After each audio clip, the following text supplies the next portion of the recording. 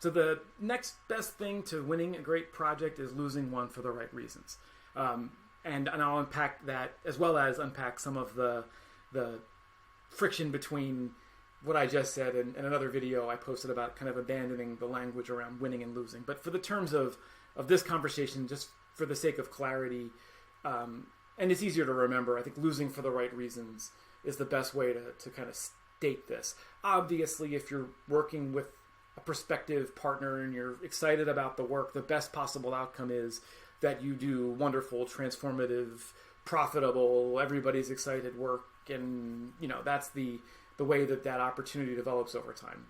Sneakily, the next most valuable thing you can do is identify opportunities to lose for the right reasons and avoid the wrong kind of project, the wrong kind of collaboration, the wrong kind of partner, the wrong kind of everything.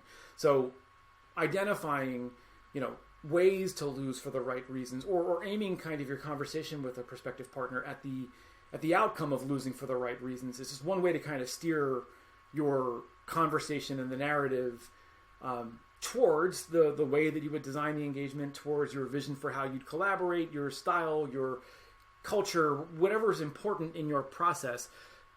If you embrace the idea of I'm going to go into this conversation and we're either going to win it on our terms or we're going to lose it for the right reasons, then there's a lot of high fives afterwards, even if you don't come out of that conversation with, next steps and next steps and next steps. I think one of the risks you have in this work is getting caught up in competing with other approaches, other competitors, other visions and strategies for how to do the project. And, you try to wear a different hat to compete with somebody that wears a different hat.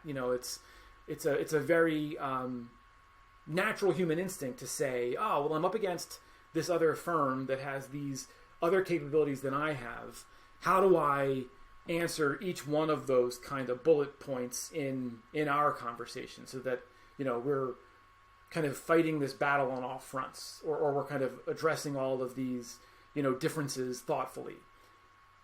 You can do that, but I think that's basically deciding to forfeit and play with within somebody else's rules. I think another approach is to add friction to that by sticking to your vision for how you want to do the work, articulating that clearly, potentially even articulating the shortcomings of strategies that are contrary to that, and really hunkering down and owning the hell out of what it is you want to do, how you do it, your success doing it, your commitment to your process, your vision for how you do these things.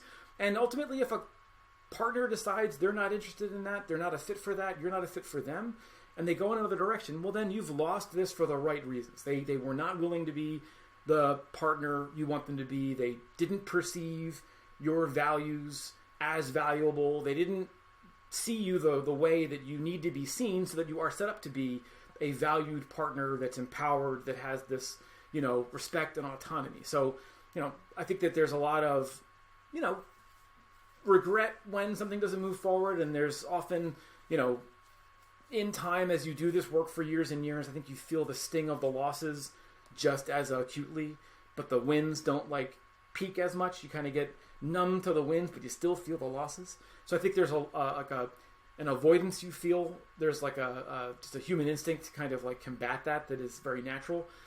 I think it's healthier for your own peace of mind, for your team's peace of mind, for your long-term longevity, to be able to identify instances where you lost for the right reasons, you avoided a bad project, a toxic relationship, a client that didn't see the things you value as valuable, that didn't perceive your differentiation as special or valuable. If you can, identify opportunities where the opportunity didn't develop further because there was that break, then you're well off. You're better off. The worst case scenario is not we didn't win that project. The worst case scenario is you win a crappy project. You win a bad project. You win a project that is contrary to your approach, where a client doesn't perceive you as valuable, or they don't see your differentiation as special. They don't really understand or appreciate you as a partner. Well, now you're in this, drudgery of a project, sometimes a dangerous project, and that's a hell of a lot worse than, we happen to dodge that,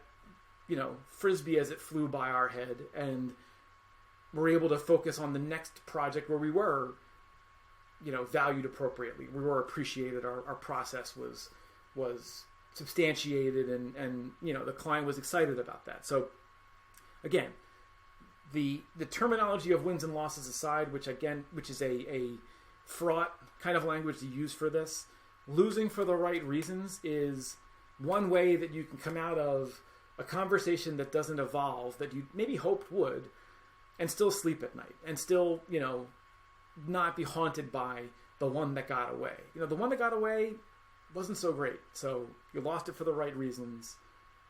Move on.